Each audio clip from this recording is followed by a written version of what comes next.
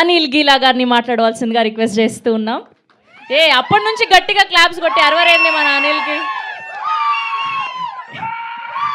ఇదేదో thank you రావురా.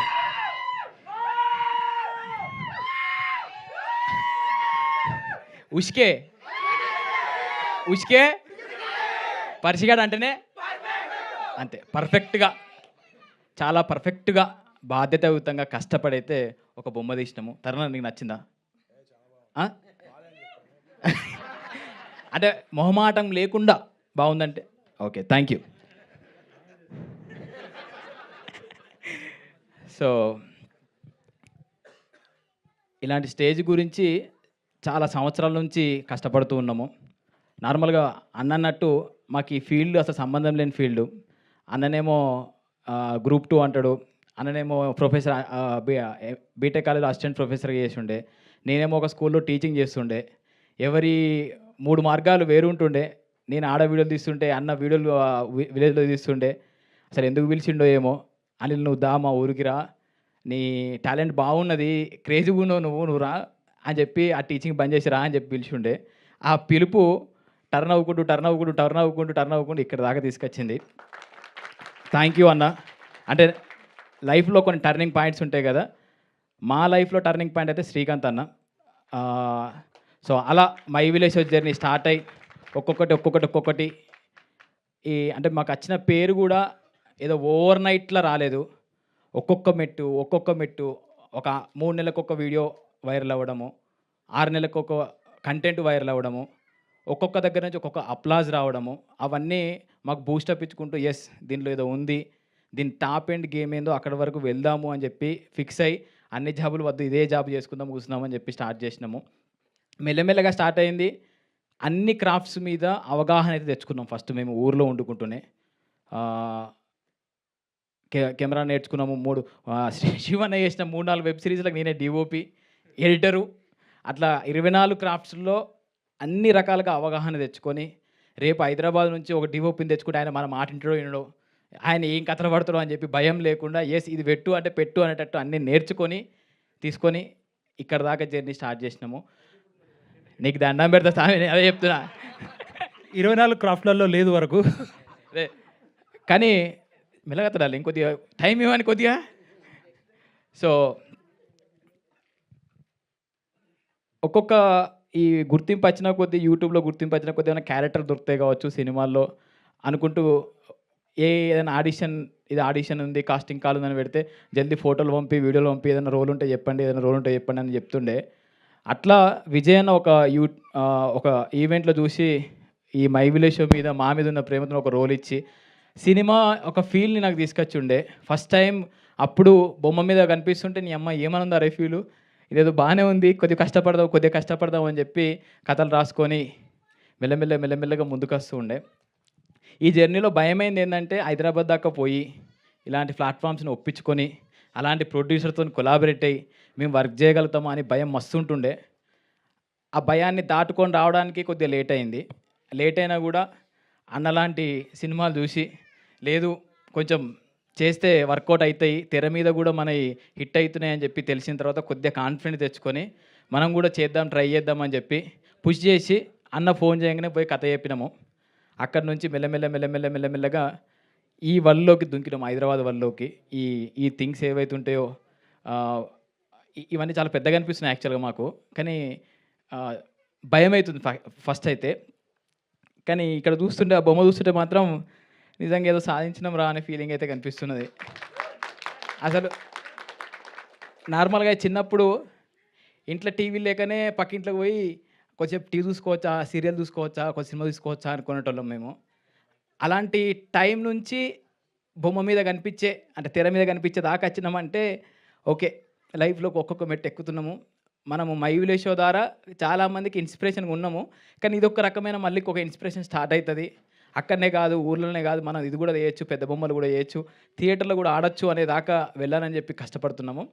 ఆ కష్టానికి G5 తోడైంది ఒక మెట్టు ఎక్కడానికి.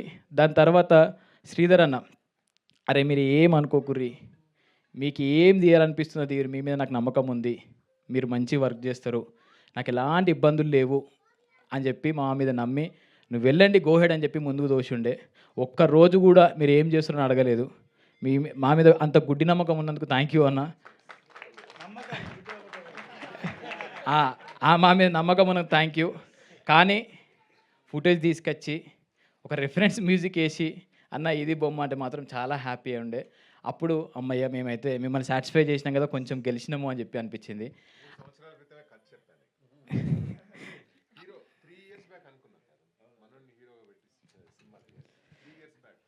ఫైనల్లీ మీరే చేసారు కదన్న.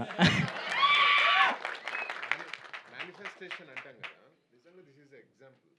I generally manifest and 3 years back ఒక ఇంట్రెస్టింగ్ కథ దొరికితే మనోడికి చెప్పాను అనమాట.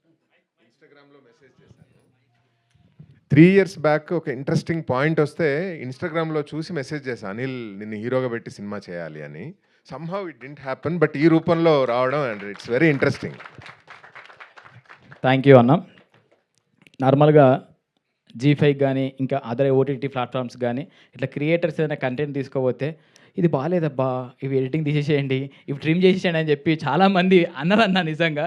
కానీ మా అదృష్టం ఏంటంటే చూసిర్రు, నవ్వుకున్నారే, భలే ఉందిరా అని చెప్పి ఫిక్స్ అని చెప్పి ముద్రేసిర్రు. ఇంకా ధైర్యం వచ్చింది. సో ఎడిటింగ్ పరంగా మాకేం చేంజెస్ చెప్పలే అంటే మేము చాలా మంచిగా తీసినామని చెప్పి ఇంకొక ధైర్యం మొదలైంది. ట్రైలర్ కట్ చూసినాక ఒక్కొక్కరు చూపించి ఎట్లుంది బాగుందా బాగాలేదు. ఎందుకంటే పొద్దున్నాక కూర్చొని మేమే ఎడిటింగ్ చేసుకుంటున్నాం, మా ఫుటేజ్ మేమే తీసుకుంటున్నాం, అసలు మంచిగా ఉందా మంచిగా లేదా, అసలు ఏం చేసినవరా బాబు నిజంగానే మంచిగా ఉందా అనే డౌట్లు మొదలైనాయి. కానీ ఒక్కొక్కరు చూస్తున్న కొద్దీ నిన్న మాయసభ పోస్ట్ ప్రొడక్షన్ అంతా మాయసభలో జరుగుతుంది, ఆయన చూపించి అన్న ఇప్పటిదాకా చూసిన కంటెంట్లు ఇది చాలా తోప్, మీరు ఏం టెన్షన్ పడకుర్రి, పొట్టు నవ్వుతారు అని చెప్పి ఆయన చెప్పుండే. ఇక మాకు లో అనిపించినప్పుడల్లా చరణార్థ దగ్గర పోయి అన్న ఏదైనా ఒక సీన్ పెట్టవా అన్న, ఏదో మ్యూజిక్ అయింది ప్లీజ్. ఆయన 12 గంటలకు పోతే ఒక సీన్ చూపిస్తుండే ఇది మ్యూజిక్ అయింది అని. కథ ఆ మ్యూజిక్ చూసి ఇది ఆల్రా అని రాత్రంతా డిస్కషన్ చేసి పొద్దుగాల మాదాపూర్ రోడ్ల పొండి తిరిగినాం మేము. అంత మంచిగా వచ్చింది. సో వెయిటింగ్ 8th రోజు G5లో వస్తుంది.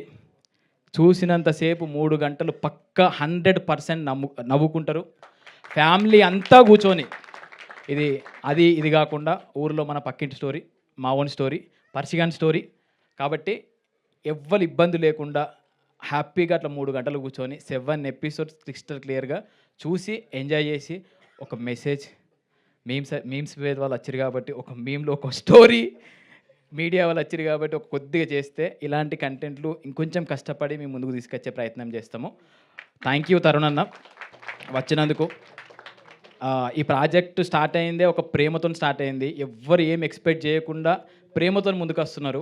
మొన్న పోస్టర్ లాంచ్ అప్పుడు ఆనందన్న ఒక్కసారి రావచ్చా రండి అన్న అంటే అన్నచ్చుండే.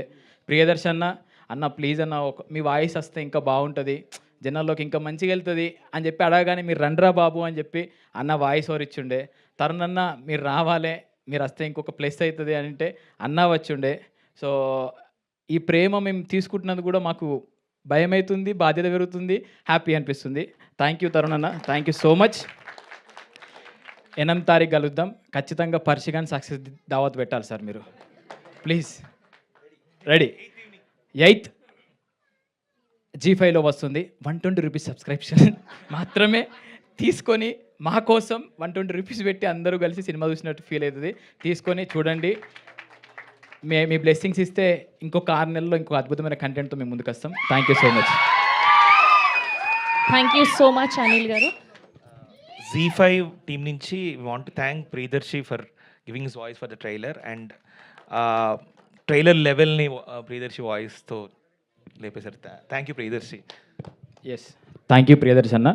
ఇంకోటి మధ్యలో నేను అసలు నేను కెమెరా దగ్గరికే పోలే, నేను సగం డిఓపి అయినా కూడా ఆయన దగ్గర పోయి ఫస్ట్ రోజు చూసినాం. అంటే విషయం ఏంటంటే మాకు మేము వెబ్ సిరీస్ చేస్తున్నప్పుడు ఒక సిచ్యువేషన్ జరుగుండే. ఒక వేరే డిఓపిని హైదరాబాద్ తెప్పించుకొని ఆయనతో వర్క్ చేస్తుంటే కొద్దిగా కిరిమి చేసిండు, అంత ఆగమాగమైంది అది. సో ఈ వెబ్ సిరీస్ చేసేటప్పుడు భయం ఉంటుండే మాకు, వచ్చే డిఓపి ఎట్లుంటాడు, మాకు సింక్ అవుతాడా సింక్ కాడా. ముఖ్యంగా మా శివన్నకు అన్నట్లా అంటే అన్న ఇది నాకు ఖచ్చితంగా ఇది కావాలంటాడు, ఆయన అది ఖచ్చితంగా పెడతాడా పెట్టడా ఈ భయాందోళనలు ఉండే. కానీ డార్లింగ్ నీ వల్ల ఒక మంచి డిఓపి మాకు దొరికిండు, ఒక మంచి డైరెక్టర్కి ఒక మంచి డిఓపి దొరికిండు. సో ఇద్దరు కలిసి ఒక అద్భుతమైన బొమ్మ తీసిరు. ముఖ్యంగా నేను మొన్న మీటింగ్లో మర్చిపోయినా, ఇప్పుడు మర్చిపోయాను. సారీ తరుణ్ అన్న, నీకు పోవాలే. మా శివన్న ఇటు రా అన్న. మొన్న గట్లే మర్చిపోయినా భయంలో. అన్న ఎన్ని రోజులు వెనకాల వెబ్ సిరీస్లు చేసిండు, అన్నీ చేసిండు. ముందు మేము నిలబడ్డా, ముందు మాకు పేరు వచ్చినా కూడా వెనకాల ఉన్నాడు. ఈ వెబ్ సిరీస్ ద్వారా ఖచ్చితంగా చరణ్ అర్జున నాకు కథలు వస్తాయన్నారు, కానీ నీకు కూడా కథలకు కాల్స్ వస్తాయన్న.